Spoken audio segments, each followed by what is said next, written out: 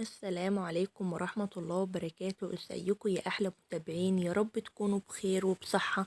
لو اول مرة تشوفوني ما تنسوش تعملوا لي لايك واشتراك للقناة عشان يوصل لكم كل جديد من مطبخ يوميات خلود وايسر.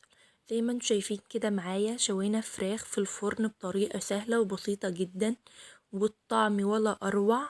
حاجة بجد تفتح النفس وتشرف لو في ضيوف. بجد طريقة حلوة جدا جدا. اتمنى يا رب الفيديو يعجبكم. زي ما انتم شايفين كده يا حبايبي معايا انا دقتها معاكم وهي جميله والله، حلوه قوي. تعالوا يلا معانا كده نشوف الخطوات خطوه بخطوه وتكه بتكه، وكل حاجه معانا ان شاء الله سهله وبسيطه.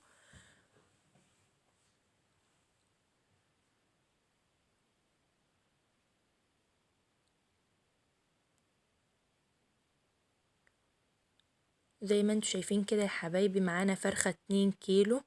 هنعمل فيها ايه يا خلود؟ هنقطعها مكعبات، بس قبل اي حاجه انا كنت غسلها في الاول، فعشان هقطعها لازم اغسلها تاني وانقعها كويس جدا. معايا هنا ميه عاديه خالص ما فيهاش اي حاجه، ميه بيضه خالص شفافه قدامكم اهي ما فيهاش اي حاجه. هنضيف عليها معلقه من السكر، معلقه من الملح،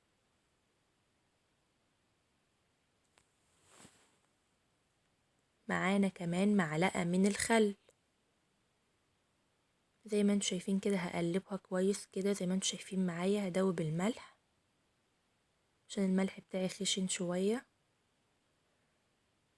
زي ما انتم شايفين كده هركن المية دي في جنب واجيب لوحة تقطيع واقطع الفرخة.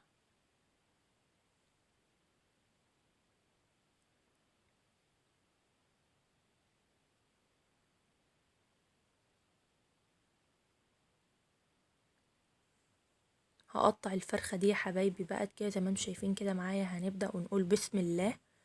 هنقطع كده بالراحة، ناخد بالنا من السكينة عشان ايدينا. هضغط عليها بايدي كده اكسر العضماية زي ما انتم شايفين كده اهو يا حبايبي.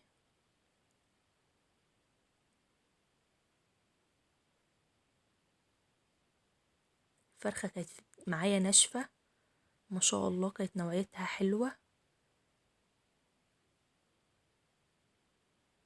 زي ما انتم شايفين كده هقسم الورك ده نصين.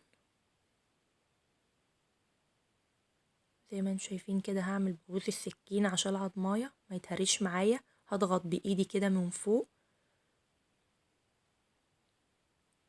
هقطع الفراخ يا حبايبي وهوريها لكم انا قطعتها ازاي. زي ما انتم شايفين كده يا حبايبي قطعت الفراخ اهوت منابات كده صغيرة. هجيب المية بملح اللي احنا عملناها ونحط فيها مكعبات الفراخ دي عشان مكان العظم يبقى هيكون فيه زفارة. الملح والخل والسكر هيحوش الزفارة. زي ما انتم شايفين كده هحوش لوحة تقطيع. زي ما انتم شايفين كده اهو يا حبايبي. هركنها بقى في جنب. وهجيب معايا بقى الخليط بتاع الفراخ، حاجات سهلة وبسيطة. معايا طماطمتين متقطعين مكعبات زي ما انتم شايفينهم كده. معايا بصل، معايا توم، معايا ليمون، معايا فلفل. هقطع الليمونة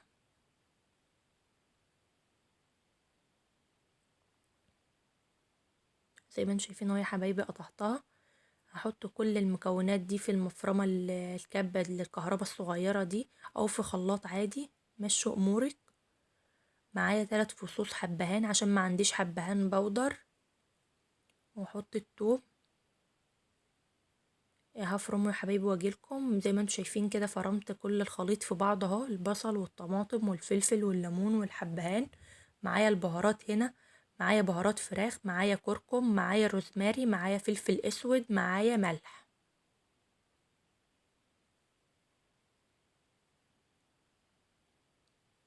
معايا معلقتين صلصة عشان نحمر اللون شوية معايا. زي ما انتم شايفين كده عشان البصل بيخلي الطماطم بيضة. زي ما انتم شايفين كده اهو يا حبايبي. دخلت كل المكونات في بعضها. هجيب معلقتين كبار من الزيت زي ما انتم شايفين كده. هدخل المكونات في بعضها.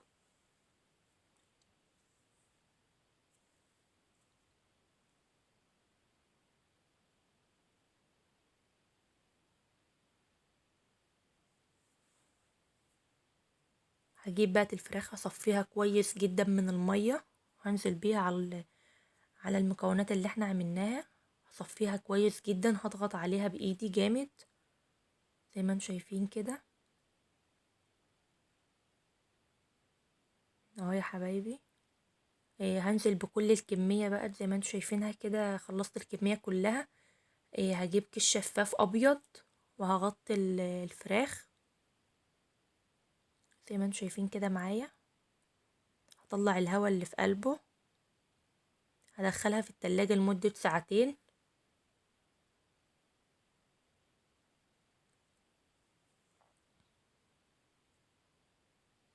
اهو يا حبايبي بعد ما خرجناها من التلاجة بعد ساعتين، جبت معايا صينية وشبكة كده هحط عليها الفراخ.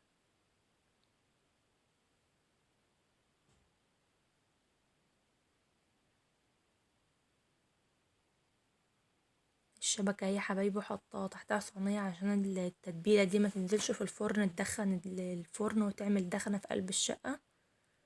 زي ما انتم شايفين كده هرص مكعبات الفراخ مكعب مكعب جنب بعضه.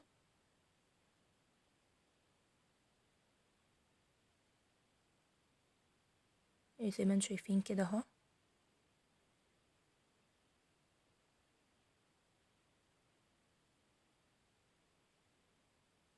هرص كمية الفراخ كلها وارجع لكم. زي ما انتم شايفين يا حبايبي رصيت كمية الفراخ كلها اهو. هدخلها الفرن على درجة حرارة 180. اما تخرج من الفرن يا حبايبي هوريها لكم. اهي يا حبايبي خرجت من الفرن بجد تحفة، والشكل تحفة والطعم روعة. شايفين؟ هجيب فوطة مطبخ اشيل الصينية عشان سخنة.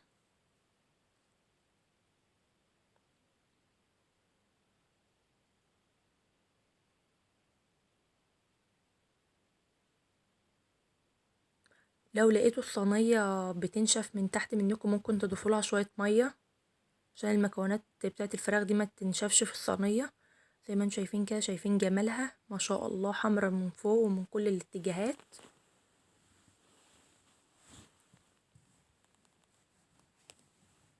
اهو يا حبايبي بجد تحفة. شايفين الجمال؟ شايفين الجمال والشياكة؟ حاجة بجد تحفة. تنفع جدا لو عندنا عزومة، حاجة تشرف بجد. هقدمها بقى يا حبايبي وهوريها لكم بعد ما قدمتها.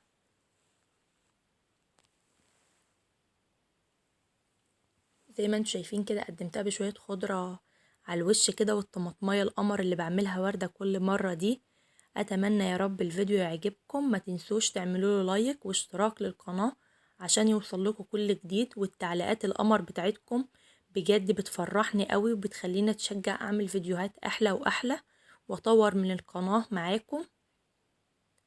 لو اول مرة تشوفوني، دي قناة خلود وايسل. اتمنى يا رب تشتركوا فيها. شايفين الجمال؟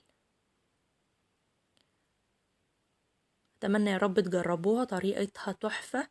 السلام عليكم ورحمة الله وبركاته. يا رب تكونوا بخير، هتوحشوني.